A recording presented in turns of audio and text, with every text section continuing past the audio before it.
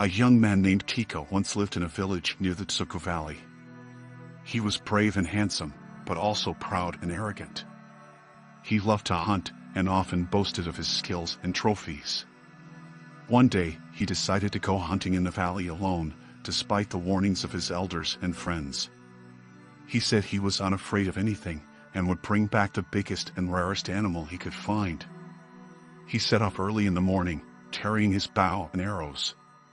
He walked for a long time, but did not see any animals. He grew impatient and angry, and cursed the valley for being barren and empty. He wandered deeper and deeper into the valley, until he reached a place he had never been before. There, he saw a beautiful flower growing on a rock. It was bright red and had a sweet fragrance. Kikha was enchanted by the flower, and decided to pluck it for himself. He reached out his hand to grab the flower, but as soon as he touched it, he felt a sharp pain in his fingers. He looked down and saw that the flower had turned into a snake and had bitten him. He screamed and dropped the snake, which slithered away into a hole. Kikha felt dizzy and weak and realized that the snake was poisonous.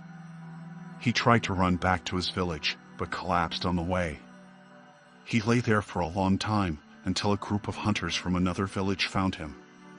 They recognized him as Kikha, the boastful hunter from the neighboring village. They decided to help him, and took him to their village. They treated his wound with herbs, and gave him water and food there.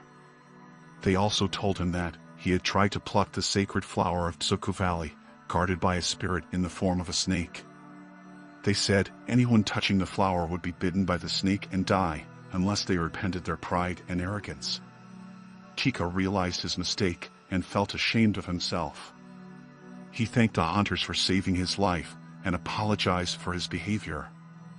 He also promised to respect the valley and its spirit from then on. The hunters forgave him, and took him back to his village, where he was welcomed by his family and friends. He told them what had happened to him, and how he had learned his lesson. He also gave up hunting, and became a farmer instead. He lived happily ever after with his wife and children, who often visited the Dzukouvalley to admire its beauty and offer prayers to its spirit.